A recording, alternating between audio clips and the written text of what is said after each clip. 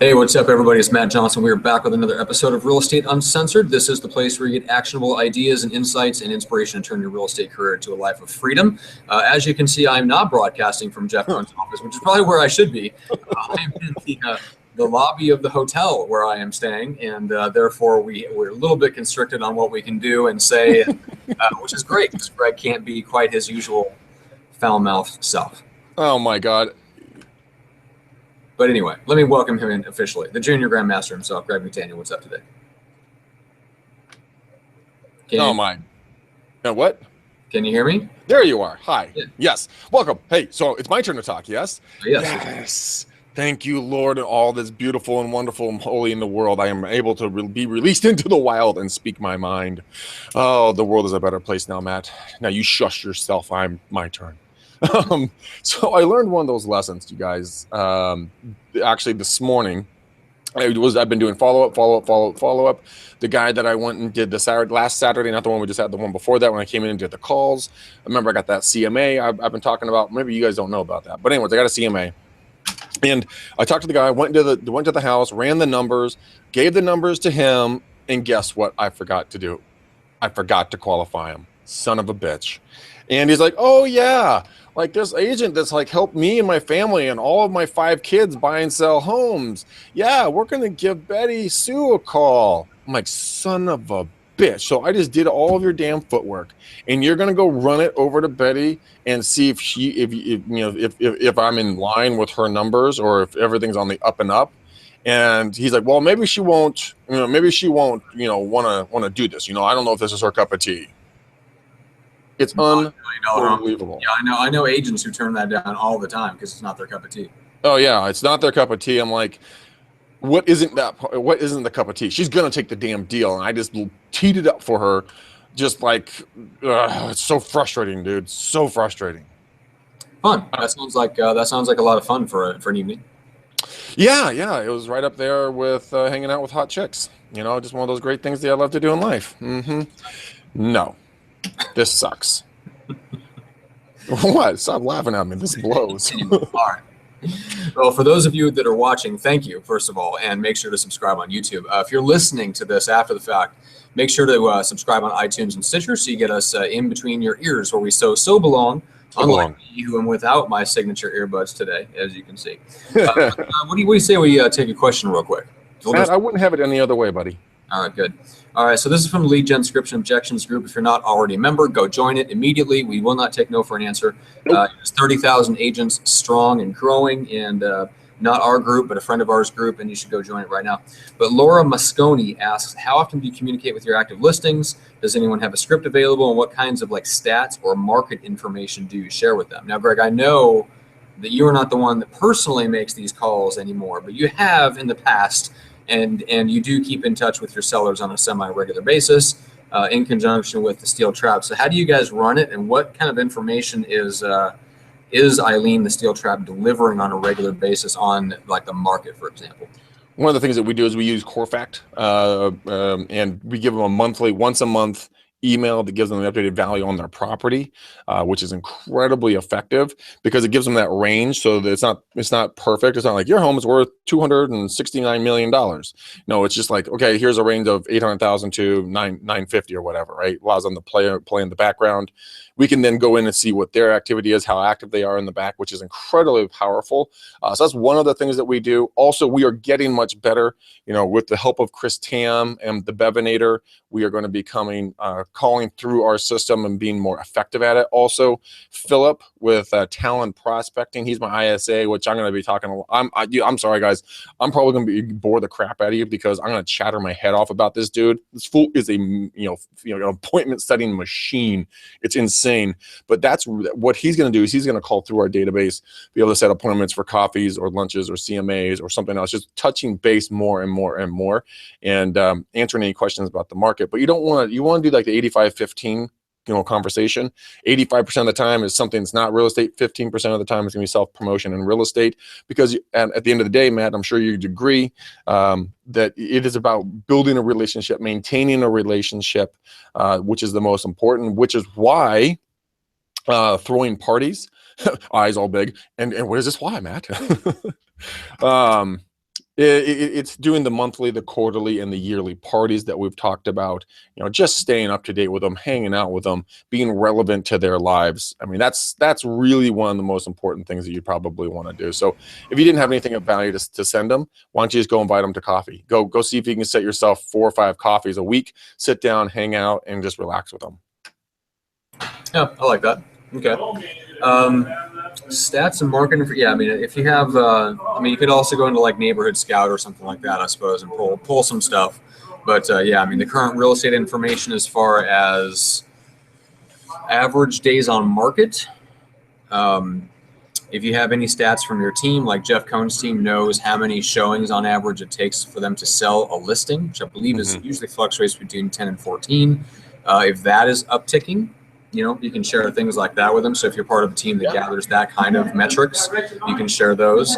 But yeah, I mean, where the market is going in terms of like how much inventory is on the market, what are the average days on market, that's going to affect your sellers and help you justify a request for a price modification. So those are kind of the couple keys that I would throw in there. But as far as how often you communicate, if you've listened to the show, you know that I've always been big on weekly, scheduled, regular communication with seller clients. I think anything less than that makes them feel insecure, even if you know that you're going to talk to them more often than once a week.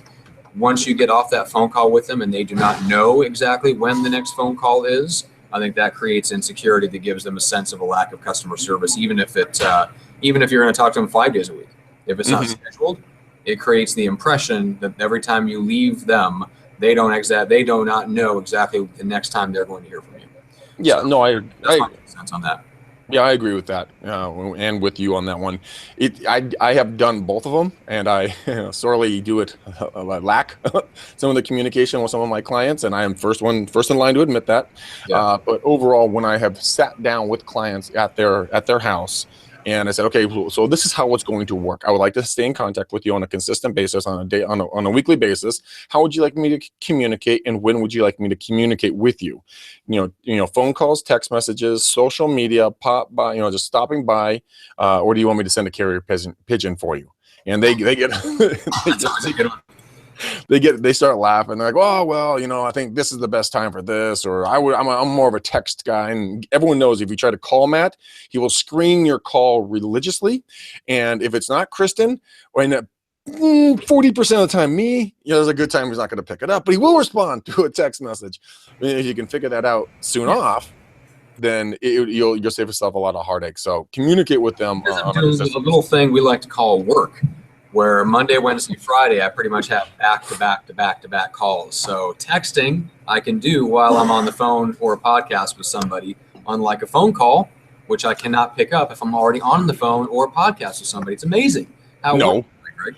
Matt, listen, I'm priority one, pal, okay? You need to pick up my phone calls more often. All right. So let's take another question, because I like this one. It caught my eye. So Maria Needham says, help. Objection. I already know what my home is worth. So, Greg, how do you handle that objection? Remember, guys, you always stay in a state of curiosity. I actually read that one earlier today, and I was like, oh, that's a damn good question. And so, Matt, you and Julie and your 3 obese little wood denting babies, are like, I already know what my house is worth. And I say, look, kids, it's not how much granola you can eat does not equal how much your home is worth. Okay, little tubs of guts. I don't think they're eating granola, but all right. Chocolate chips. Pounds of M&Ms. They look like an M&M. And so,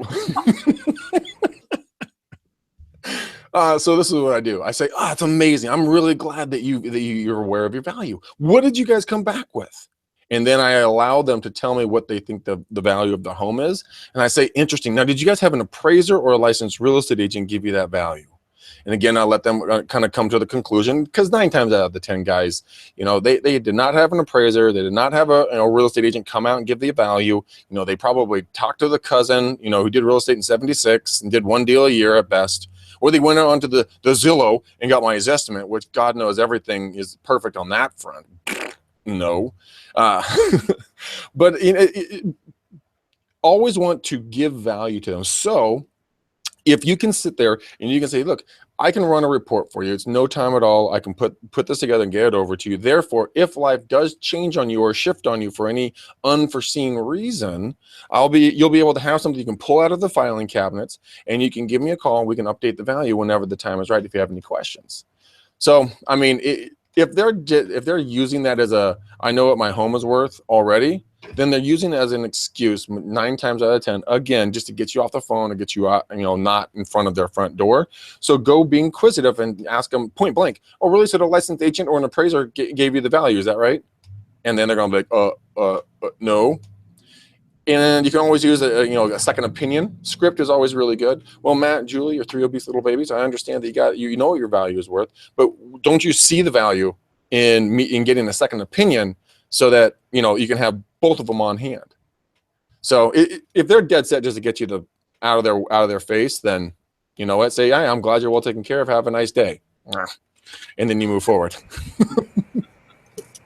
All of you that are listening to on iTunes, worse, especially if you have regular, scheduled, structured communication with a seller client, there's no worse than having a listing that is overpriced, that they don't believe is overpriced, and then you get to show up every week for a regular, scheduled session of them wondering why you're not getting their house. Oh my God. You know exactly why their house isn't selling, but they don't agree. Price, baby cakes. Price. Right. Yeah, no, and you use your judgment, guys. If someone just doesn't want to talk to you, just keep on moving. There's plenty. There's over 7 billion people on the planet. Yeah. Over 300, 400 million people in the United States. Look, there's going to be another person that's going to want to talk to you and want to utilize your professionalism in helping them either buy or sell real estate. Don't try to fit a square peg in a round hole. 9 times out of 10, look, it's just going to be a frustrating conversation. It's going to be a circle jerk, and at the end of the day, you're going to walk away going all the work for absolutely no reward. Oh, I just love how Greg just broadcast the word circle jerk into an hotel lobby. Oh, no filter, man. No filter. I can't hold back. It was there. I'm like, oh, I'm saying this. Man, the camera turns on. You can't help yourself. No. We might cover that, though, later on in the show, because that's an interesting discussion I'd like to have is what, circle jerks? Recognize the symptoms of that scarcity mentality in yourself. Like what are some practical ways that you can kind of work yourself out of that? Because that is the source of a lot of agents' problems. It's the source of them taking listings they shouldn't take. Mm-hmm. Source of working with the types of clients that they really don't want to work with, which leads to all kinds of things. It's the source of them taking listings in areas where they're a long way away, working with buyer clients that are a pain in the butt, who want to see more than 10 houses. Like all that stuff, it's why they don't share what's working with them. It's why other top agents in their office don't share what's working for them with them. Yeah. Right? It's all the same thing. It's all this scarcity mentality, and the most successful people don't think like that. It's the people that are kind of in the middle that are scratching and clawing. They think like that. The people at the bottom definitely think like that, So if you recognize that in yourself and you're like, well, I don't want to have that mentality, but it keeps on poking through. I'd love to let's get into that a little bit. But one last question before we, and this is just a quick, really practical one. So Laura Mosconi asks again, this is the same gal, different question.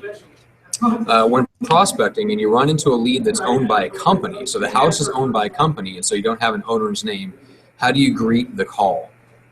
So let's say, Greg, you have a list of like absentee owner properties or something like that. I don't know. Right. I mean, I would do something like Aaron does. Hi, is this the owner of 123 Main Street?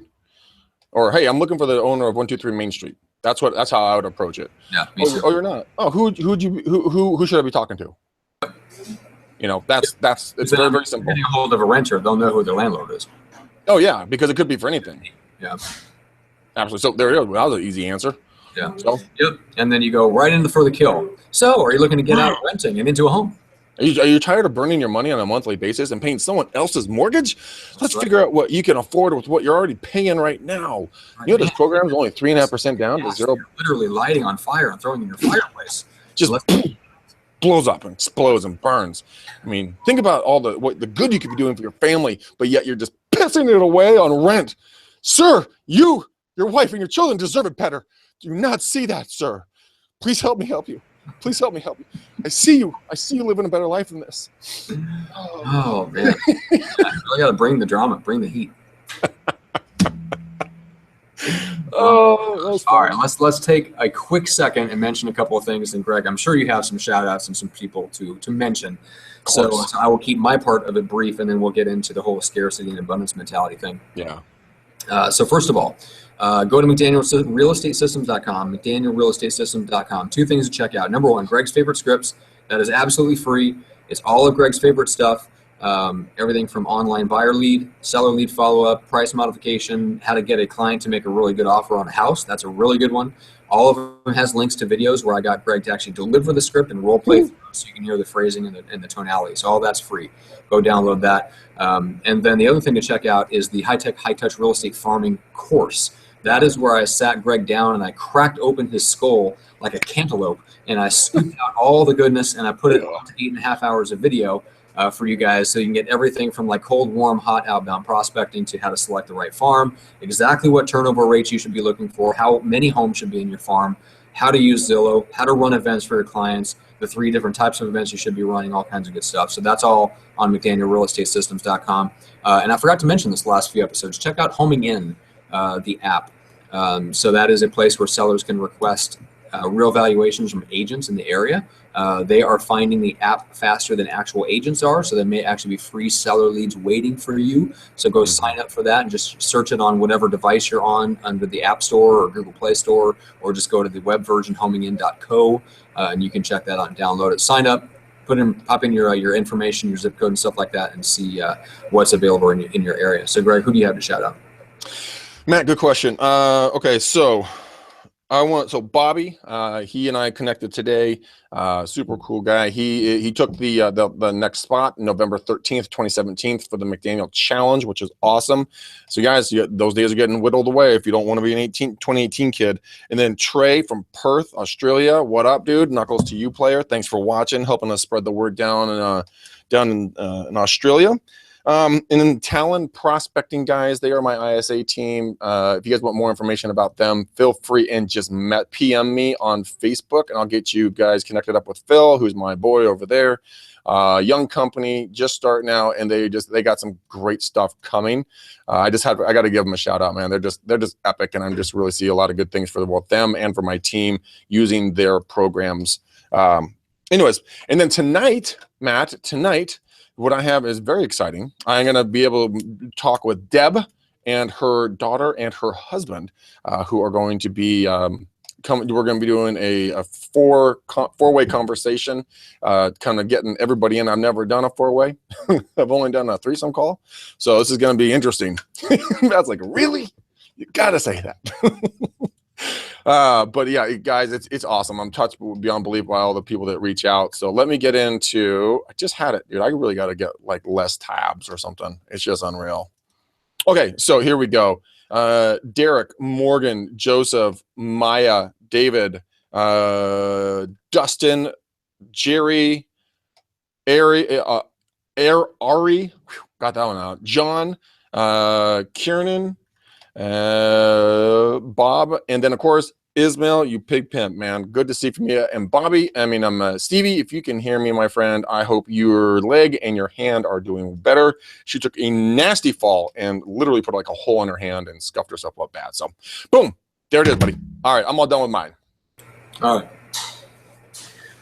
So let's get into this. So scarcity versus abundance. So Greg, tell me, have you would you say that that's something that you've had growing up with your dad? Did you have to learn it? Did you have to relearn it? Where does you have very big goals and seem to have you believe to the core that your levels of energy, your levels of focus, which I get on you about because I don't agree with this, but of course you don't. You believe your levels of energy and focus and your ability to get things done are virtually limitless, and therefore your goals are limitless and opportunities are limitless. So where do you think that came from for you?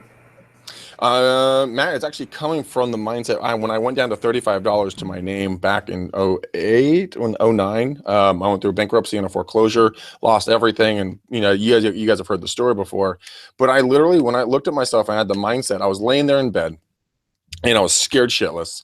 And I'm just sitting there like, okay, I can either sit here and I can let it kill me, or I can stand up and fight. And I never stopped fighting. I stood up and fought. And it wasn't to the fact that I was coming from with scarcity, like, oh my God, I've got to get this next deal. I knew that by working my systems, and yes, I did say systems, and I don't feel feverish. I'm okay. Whew, that was close. Working my systems, and I knew my numbers would pan out. So if you put the hard work in and you just make it happen, you become a student of your industry, and you consistently read or listen to something on a daily basis that can make you smarter than you were when you woke up, when you go to bed, then your mindset's going to naturally shift, because you're going to see the progression in your daily life, weekly life, monthly life, and you're going to say, oh my gosh, I can answer that objection because I was listening to blah, blah, blah person, or reading such and such script. If you completely digest it, there's a gentleman that contacted me out of Washington, and I've talked about him before. Dude, this homeboy, like, grew up like flat ass broke. I mean, broke. And then they came up with a new category of broke, and that's where he lived. But the cool thing is, he didn't have a scarcity mindset.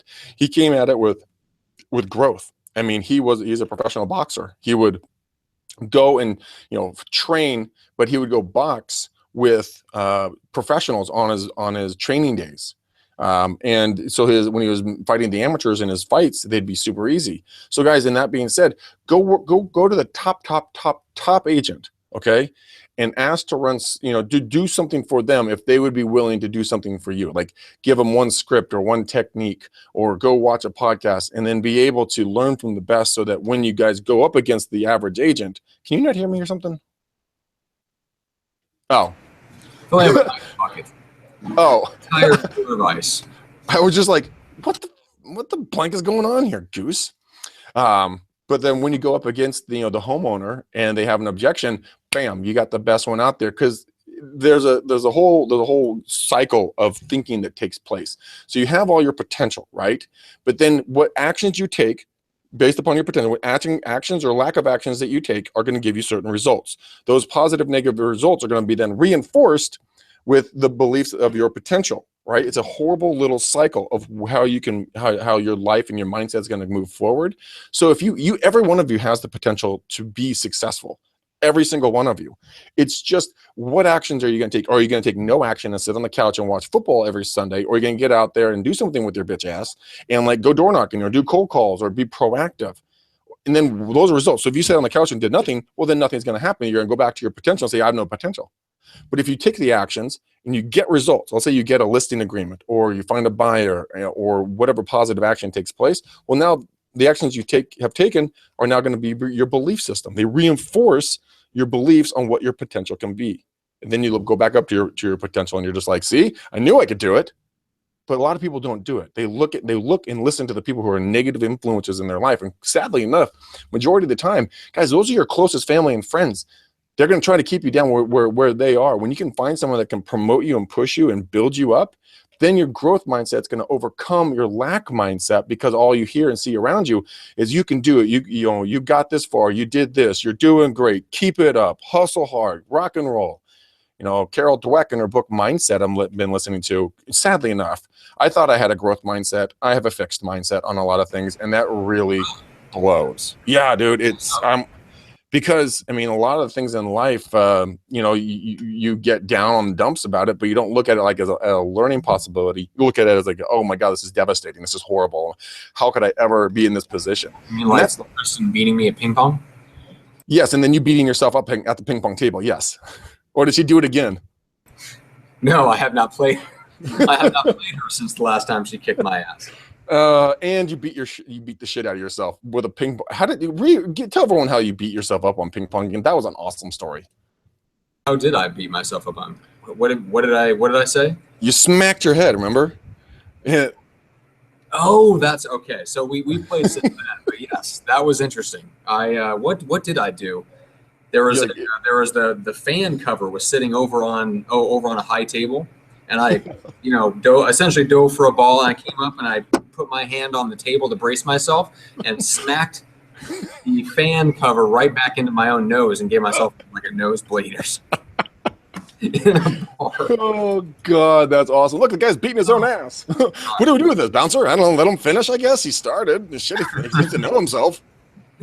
Yes. Well, here I wanted to. There's a really good article on on how to create an abundance mentality. And one of the things reminded me of something, an exercise that I like to do to help expose areas where I have that scarcity mentality. Right. So because of the way that I grew up, I tend to have a scarcity or a fixed mentality as well, and actively fight it to build an abundance mindset and getting much better at that. And starting to approach things more with an abundance mentality. But it definitely, if it doesn't come naturally to you and you're a naturally pessimistic person, it does take a lot of work to work that out.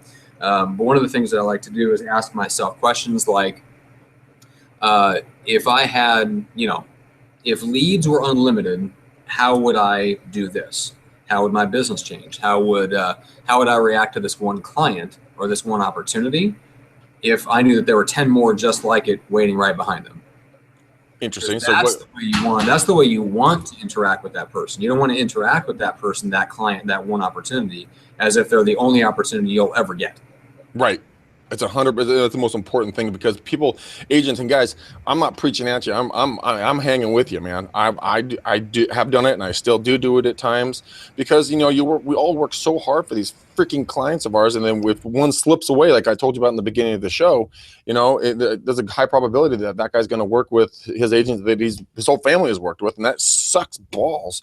Knowing that you put the effort in, and I got all down the dumps for about 30 seconds, and then I'm like, well, fuck that shit, dude. I'm going to go, and I'm going to go keep on pushing through. And I mean, look, see all those down there? Those are all stacks and piles of leads that I generated from doing prospecting cold calls.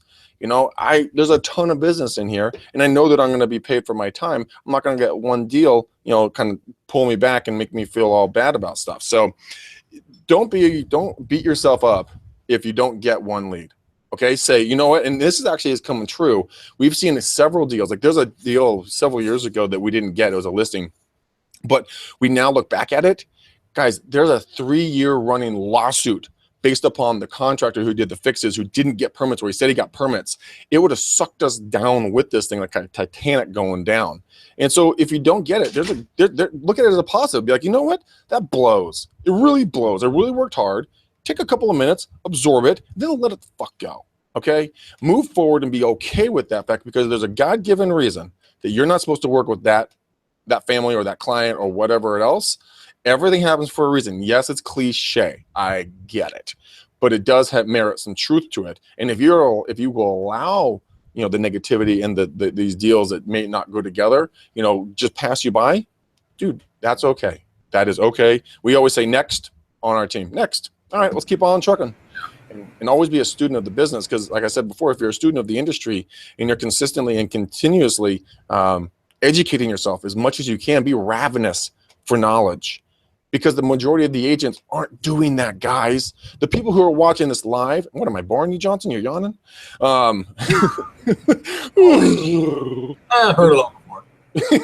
All right, just fast forward to the end here, McDaniel. No, but the people, like you guys who are watching this right now and watching this on the replay, you guys are exactly the right people for it, because you're hungry, you're driven, you're motivated, you're moving forward in your career. You want to become smarter. Now, do this more often. Spend 30 minutes to an hour every single day listening to something that's going to be, putting money into your future pocket. And one of my favorite questions I ask myself on a consistent basis, is what I'm doing right now going to be something that's going to benefit my future self? And that could be anything it is. Is it you're out partying on a Friday night? Is that going to better your future self? Is sit on your ass? Maybe. If is not making the calls and slacking off and talking yourself out of the calls, is that bettering your future self? Because when it comes to like weight loss and everything else, the good saying that I use for both weight loss and for prospecting. So in weight loss is the saying is you wear publicly what you eat privately, and so that can be the exact same thing for real estate. You're gonna what you're wearing clothing wise is what you're not doing in your private life area. That sounded horribly awkward. But But you know what? If you're able to dedicate a certain amount of time and grind it out when no one's looking, there's no spotlight, there's no one around to congratulate you, but you're grinding and grinding and grinding and grinding. And you see the success build and build and build and build till it gets a crescendo. When people start looking at you going, oh man, look at that guy. Look at that gal, man. He's just crushing it. She's crushing it. Where did she come from? Where did he come from? It came from the hard hours of pushing and grinding and doing the things that no one else does. That's where you come from. So that's what I'm a huge proponent for that, as you can probably tell. Yeah. Well, I'm a, you know me, I do not pay attention to, a lot of news. I don't, pay attention to much of anything outside of business, honestly. We know. And as a result, I don't absorb. I've changed what I absorb, essentially. So I grew up, always watching the news, reading the newspaper. There's a joke that my mom has a picture of me somewhere at 5 years old holding a copy of the Wall Street Journal. Would not be surprised. But and that sounds, and it's cool because it's, I was interested in the world at that time. But you got to realize that the media is dominated by people with scarcity mindsets. Yeah. They have a particular worldview that the pie is fixed, and it is our job to make sure that the pie is being divided accurately and fairly among the rest of the people in the world. And the media considers themselves a watchdog to make sure that that fixed pie is divided equally between people, right? So they have a certain particular worldview, and it colors every single report that goes out. So if you watch the news every morning, you are absorbing a scarcity mentality into your brain every morning for however long you do that. And what is it that it takes 11 positive messages to outweigh one negative one to your brain? Yeah. I mean, for whatever reason, human beings are wired to respond to negative feedback much more actively and intensely than positive feedback. So our brains are kind of geared towards that way. And if you're like me, even more so. So yeah. So I stopped reading the newspaper. I stopped paying attention to the news. I stopped paying attention to politics. I stopped reading about that. I stopped reading political blogs. I stopped watching or listening to radio hosts that's all they focused on was Republican versus Democrat, Democrat versus Republican, which as I delved more into that anyway, I realized how ass backwards that is anyway. But anyway, I realized that it didn't affect me. It didn't affect my daily life. So I love what Grant Cardone talks about. He's like, create your own economy. It's like, macroeconomic factors do not affect you personally. Stop paying attention to it. Go out and build your own economy. In fact, if you are in a falling economy, if you have cash and you have the right approach mentally, you will stand to profit a lot because it's massive change.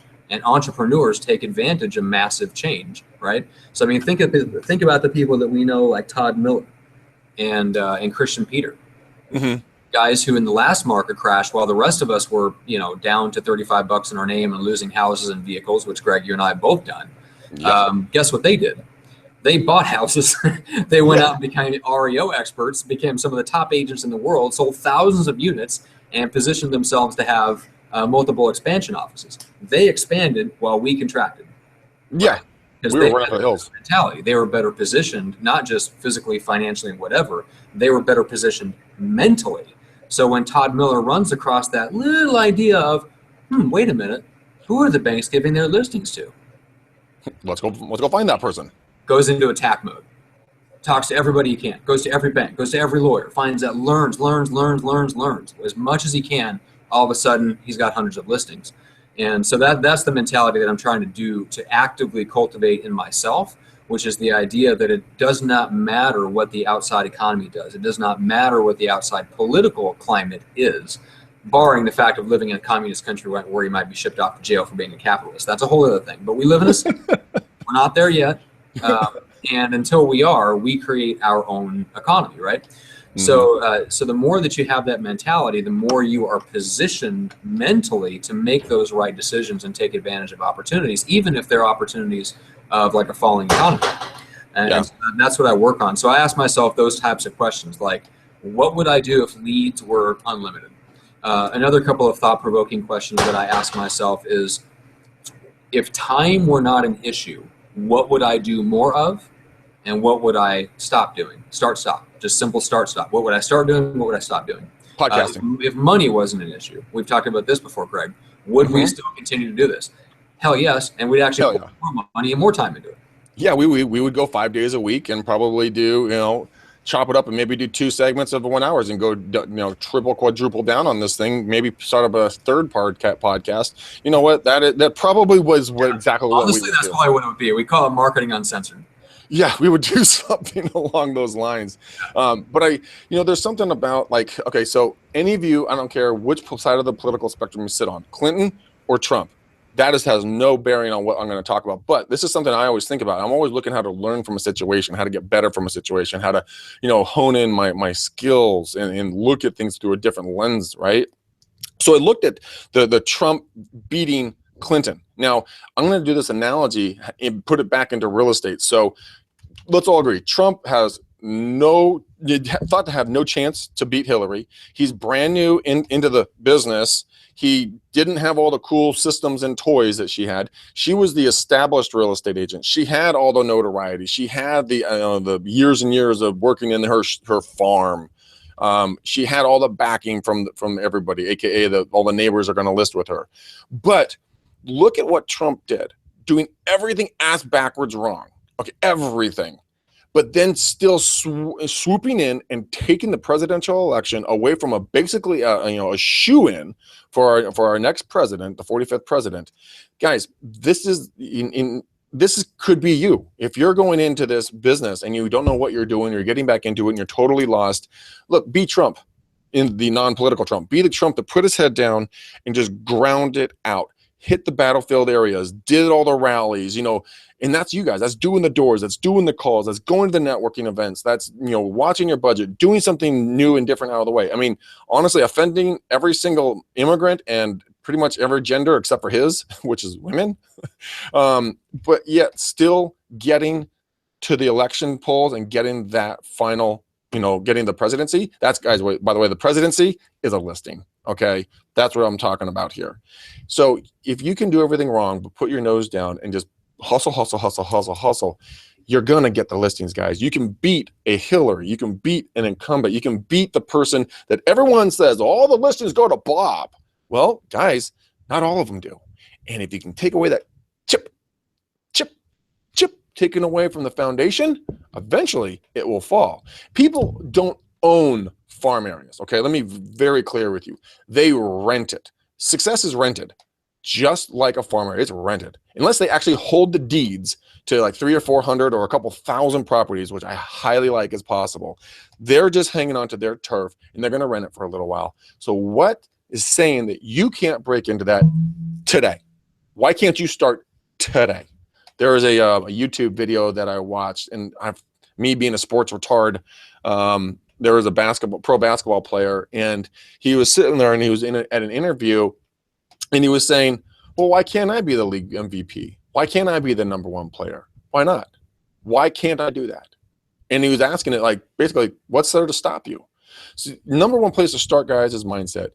Get the fuck out of your head. Okay, that is the most dangerous place between your 2 ears, because if you talked or heard someone else talk to any other human being the way you talk to yourself, you'd go beat their ass or report them to child services or whatever, because it's such a negative, horrible swamp between your ears.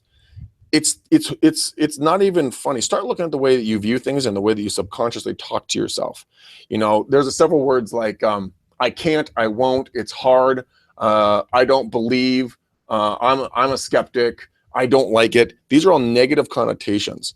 Now, if you change it to words like this, I can, I am, I believe, it's done, I can do it, I can do anything. Guys, the way you start filtering and viewing everything around you is radically going to transform. So let's say you want to go out and get a listing. Oh, I can't go out there. It's freezing. I can go do it. I just need to put on a thick coat and a scarf and get my ass out the damn door. All right, you can do it. Oh, I'll never be able to work in the luxury markets. That's only for the shiny, nice agents. Bullshit, man. Yes, you can. You 100% can do it. If you don't kick them in the shins and call their mama fat, guys, there's a high probability that if you have the information that's going to be pertaining to the sellers, wants and needs and what they want to have filled, like what do they want to learn about, where do they want to go, when do they want to do it, how do they want to do it, there's nothing saying that you can't break into the luxury market. So start looking and writing down the way you talk to yourself, talk to others, look at your ideas. Do you have an idea about something and then be like, oh, no, I can't do that. Oh no, that's too expensive. Oh, that's too big. It's too scary. Bullshit. You guys can do it. It came to you for a reason. Okay?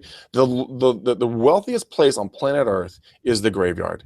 The reason why it's the graveyard is because ideas were given to you that you could carry them out. And if you don't take action on those ideas, then they're going to die with you. And that comes to any idea, some crazy wackadoodle idea that you have for marketing or anything else. Guys, put it into action. I always call it red water and blue water.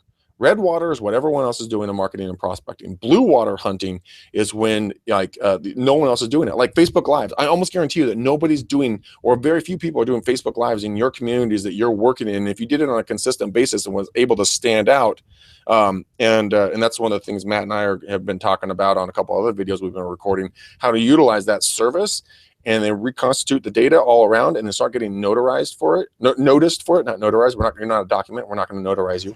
Notarize this. It's a slow process, guys, but you can make it happen today. But you've got to start believing it. And if anyone is negative, get them the fuck out of your life. You have to get them out of your life. That is a big deal. I make a point to surround myself with people like you and Jeff Cohn and the guys that I work with on the financial advisor side. These are guys with a growth mindset. They are guys with an abundance mindset, and those are the people that I spend the majority of the time, even though I'm not in the same physical space, the same physical city, I spend most of my time with them mentally. And then I'm working on developing like an in-person mastermind of people that have that same mentality in San Diego, so that I have that group of people that I hang out with that have that mentality that I want to have. So before we wrap up, and we've only got a few minutes left, but there was a really good question that I wanted to address because it goes to the heart of what we were talking about on in this whole workshop that I'm here with Jeff Cohn to observe and to help him out with. But Sarah Leonard says, I currently use Commissions Inc. for my drip campaigns for all buyers. So expensive and the leads are poor quality, so want to cancel leads and use another CRM. Do you have any suggestions? So I want to address that real quick because this comes up a lot. The idea that this company's buyer leads suck. Most likely they don't. You suck. That's the bottom line. And here's why. Because the leads are the leads. People go online and they look at houses and they're not all ready to buy in 3 months. That's not the lead generator's fault. That's not a website. Nothing can fix that, at least not at this stage. Maybe in the future, but right now, most lead generation companies are the same. There are little tweaks here and there that you can use to make sure that you're not pulling up leads for Bellevue, Nebraska when you're in Bellevue, Washington. Okay, fair point. There's negative keywords and things like that you can use to make sure that the quality of the leads is a smidge better. Okay. Mm-hmm. But if you have a system like Commissions Inc. or Boomtown or whatever the case is, so Jeff's team has tested that here in Omaha. 30 agents. 100,000 calls made last year. Okay? Do you know how many calls it takes, Greg, to produce a deal? I don't know, 75? 180. Okay, so he's actually produced one lead. Okay, no, I'm sorry, I misunderstood your question. A deal, not a lead. A deal. I'm between 180 and 250.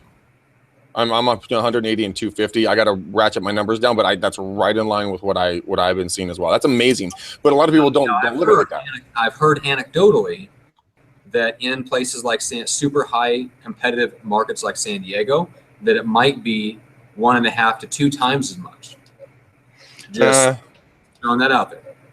Okay? See, I'm on average, I'm seeing 250 here, but I'm starting to whittle that down a little bit. But I'm going to hold with 250. So we're not 1.5 to 2 times. We're definitely above the 280. I mean, the 180. Yeah.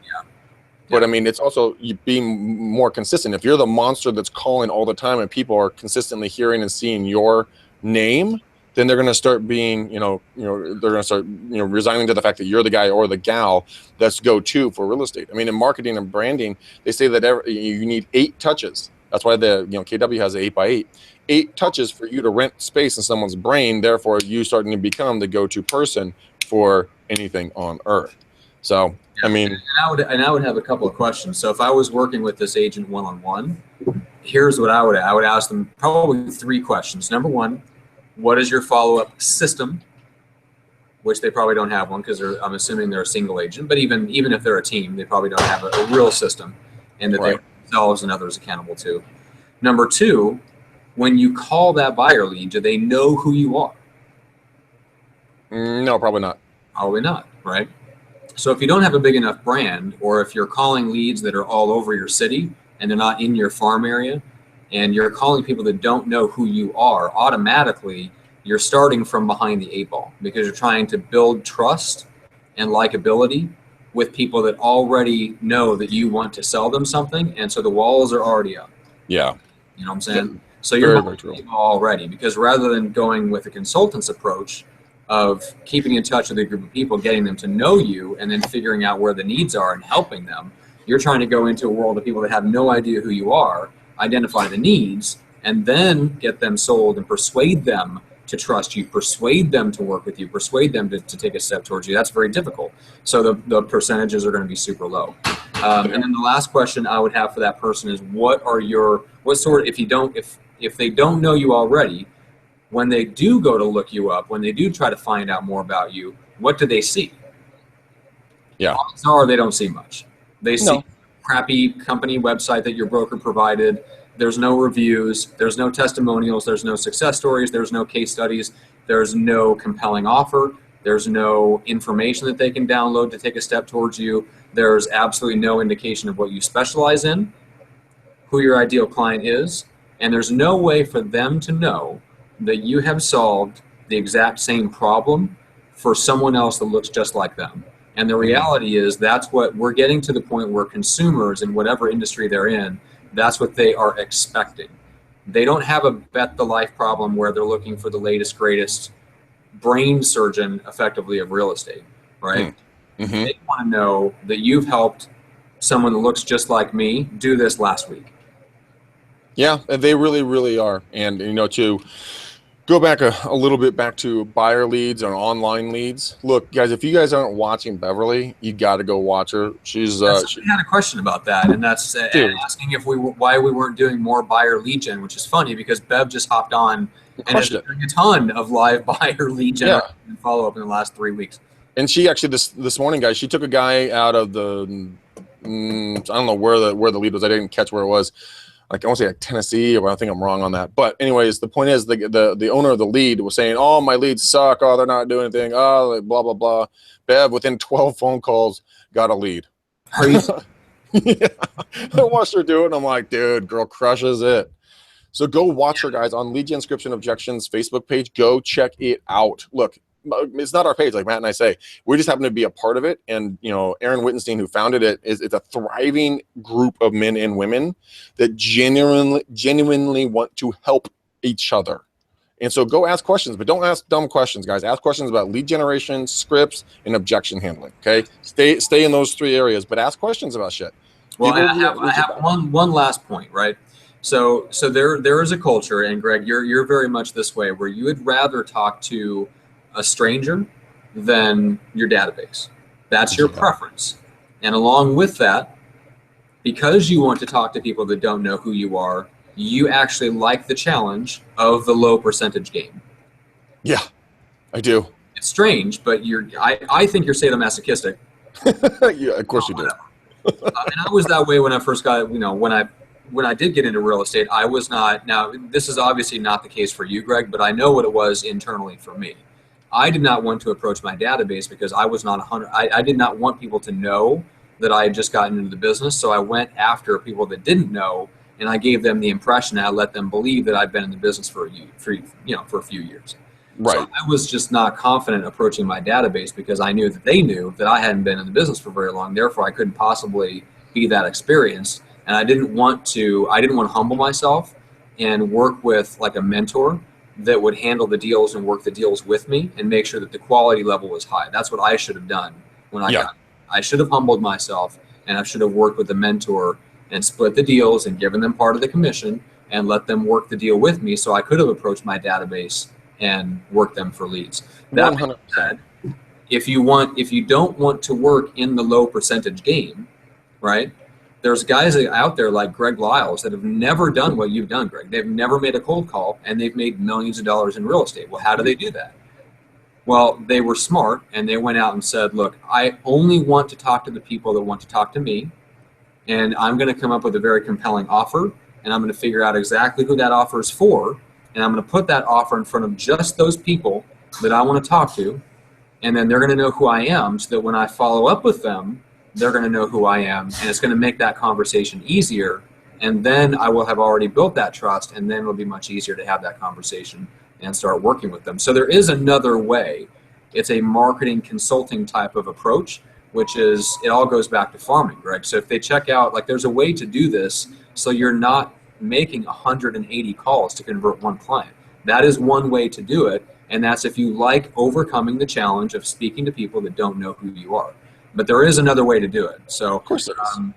Yeah, so go to McDanielRealEstateSystems.com. That's how the high-tech, high-touch farming, if you just follow what Greg does and you apply the principles of cold calling to your farm and you get people to know who you are, everything gets easier, and it's not going to take you 100 calls to convert a client. You might make 50, you might make 10, who knows? It just depends on how laser targeted you are and how well you know your farm and what type of marketing that you're doing. But you can get those percentages way down. And that's just one. That's just one method. That's circle prospecting and internet buyer lead follow-up, which are some of the lowest percentage ways of generating leads in real estate. Greg is just a glutton for punishment. I am. I just love to flog myself. You know, when the camera's on, I just. Yeah, you'd rather do that than call someone you know for whatever reason. I don't know, Greg. But I call them. Hey, I got stacks and stacks of waiting clients that I've found from doing my circle prospecting. But circle prospecting, in my opinion, what it does, it kills a couple birds with one stone. One, you're prospecting for future business. If you know your numbers, you know how many you need to do on a daily basis to come up with one lead per day. You're working 200, on average, 280 leads in 280 days out of the 365 with vacations and weekends and everything else. If I can get 280 leads and my conversion rate sucks balls, let's say I do 100 deals, okay, I'm okay with that, because not only am I finding business for now, I'm also putting the people who are looking for down the road business, 6 months, a year, 2 years, whatever the business is, and I put them in on a drip. I'm building my future pipeline. So I'm doing more than just looking for right now business. I'm building right now and future business. That's why I'm such a huge fan. That's why I've been raised on circle prospecting and hardcore farming, because it allows for both the yin and the yang for your leads. So you don't always have to be, going out there and grinding it. And when you get to the point where you don't need to, you can call my boy Phil over at Talent Prospecting and be like, yo, Phil Dizzity Dog, bro. Hey, do my calls for me. All right, cool. Bonk. And have him just set appointments for you. That's where it really gets fun. You can utilize your time and leverage it much more effectively. Yeah. All right, guys.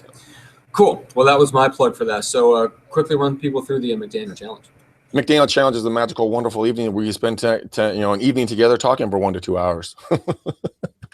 And no, it's not a first date, people. Get your head out of the gutter. No, it is when we have an opportunity, as Matt shakes his head, it's an opportunity where you and I get to sit down and talk about whatever's stopping you, blocking you, or hindering you from getting to where you want to be in your business. Guys, look, the information that I give away is what you have to pay hundreds, if not thousands of dollars to get on a consistent basis.